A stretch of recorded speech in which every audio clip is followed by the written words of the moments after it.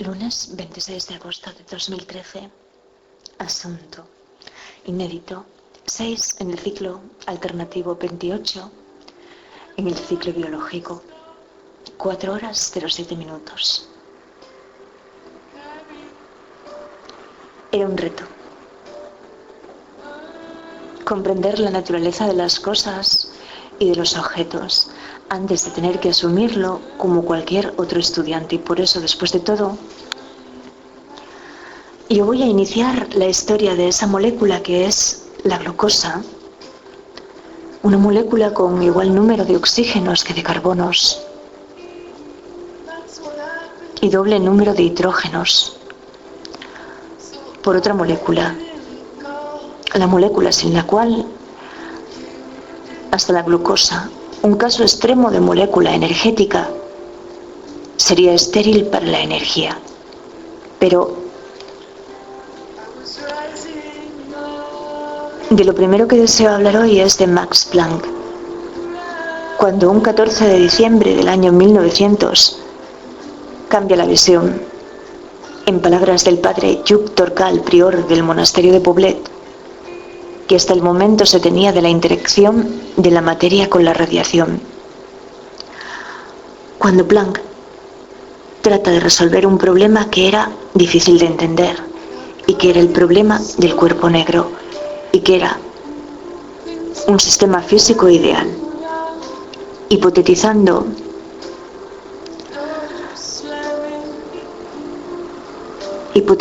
Planck que la energía, en lugar de ser un continuo,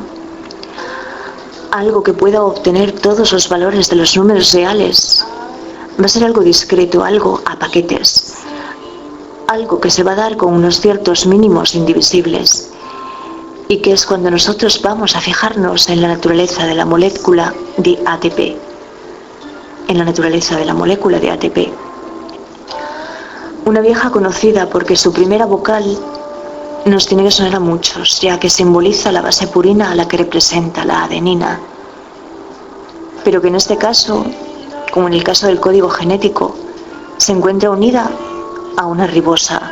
que es un azúcar de 5 carbonos o pentosa que no se hidroliza, a la que el agua no descompone para producir otro compuesto más simple, y 3 grupos fosfato, que es esa cola, entre comillas fenomenológicas, como si fuera la cola de un hipotético cometa, la que le proporciona la energía.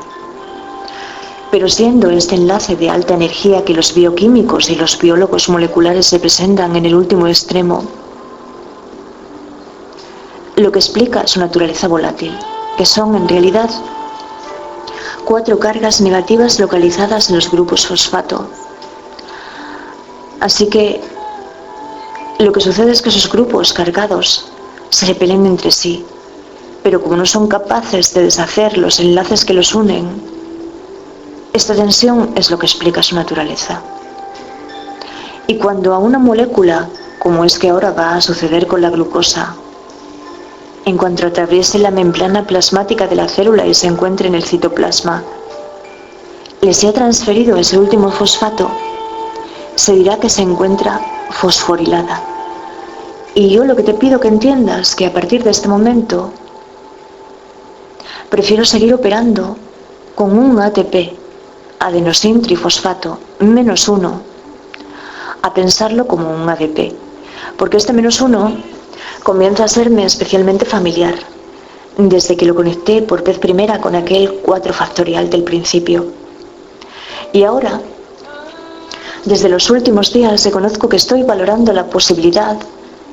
de que nos pueda ser útil a todos, no solo como componente básico de la física de partículas, sino como brújula, como un instrumento de orientación vital. Así que debo explicarte, por ejemplo, por qué yo tiendo a asignar -1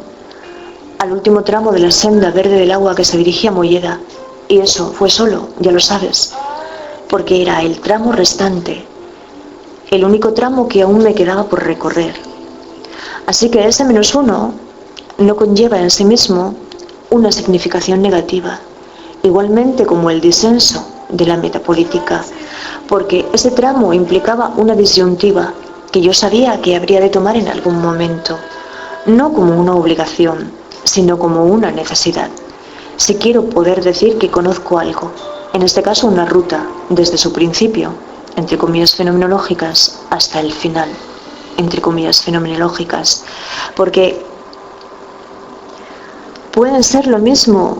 que sea para mí, que vengo desde Avilés, esas causas y efectos, que para un poblador del Cuadro, o de Callezuela, o de Villa, o de Molleda, o Villalegre, o de Santiago del Monte, o de Soto del Barco. Pero cuando dos moléculas necesitan energía para reaccionar, hay que saber, antes que nada, que el ATP proporciona la cantidad justa de energía. Y eso no nos recuerda a esos paquetes discretos que va a descubrirnos Planck. Porque después de todo, Javier García, el profesor de mecánica cuántica de la otra tarde, que también es músico como Guillermo, aunque vocal y guitarrista, de un grupo que ha dejado de existir, Bizarre, lo que pretende demostrarnos con sus experimentos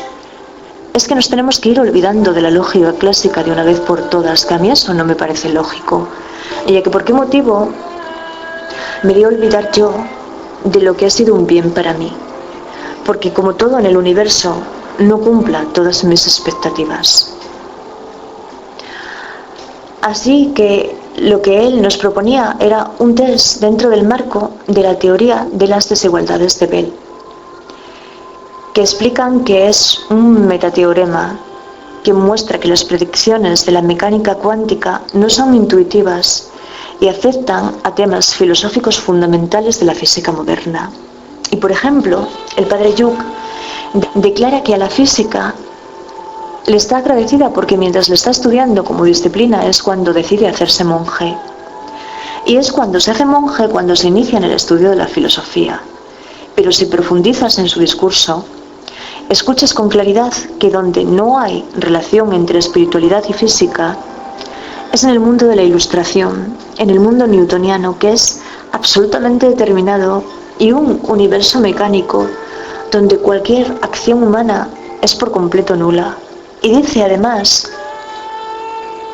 que el residuo de esa época y de ese mundo es nuestra cultura cientifista, como cuando afirmamos que el hombre se reduce a una serie de reacciones químicas y toda esa clase de visiones que nacen de esa comprensión mecánico-clásica. Y cuando la mecánica cuántica lo que nos presenta es un mundo donde la materia no se sabe bien lo que es, un mundo en el que el parámetro explicativo que nos permite entender qué es que está sucediendo en el mundo físico no va a ser tanto el choque de partículas, sino sobre todo la información, algo que está a caballo entre el mundo material y el mundo espiritual. Y tal vez tú hayas pensado que yo olvidé a aquella Natalia de Casa Valdés en Taborneda, pero en absoluto. Y cuando le aseguraba al alcalde de Illas, Alberto Tirador, que yo sí la tenía en mente como persona a la vida, que yo sí la tenía en mente como persona a la que había que ayudar a resolver su futuro, complicado por otro lado, porque lo que ella tenía por vocación se situaba lejos del estándar, de lo que suponía pasar por una academia como la de Ávila para cumplirlo. En algo como eso último que dice el padre Yuc, andaba yo. Así que realizamos los experimentos mentales pendientes con Javier García, que después de todo me pareció tan fundamentalista como el padre Yuc, pero que por lo menos es capaz de afirmar que de hecho no existe una idea clara de lo que significa medir, observar y perturbar. Pero lo que yo creo que tú y yo comprendemos es que un ATP-1 sigue conservando su vocación de ATP.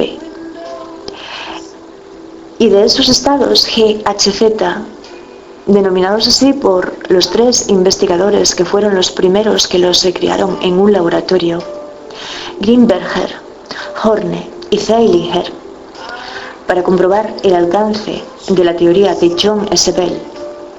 y que eran una versión simplificada del test de no localidad de la mecánica cuántica.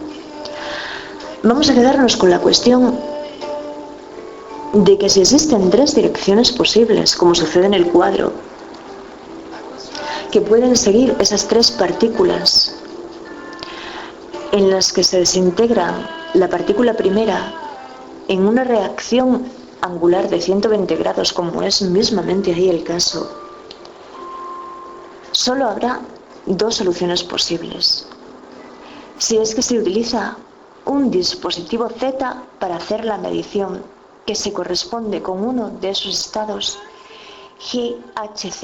y que seguro que tú conoces. Te deseo un día perfecto, querido profesor.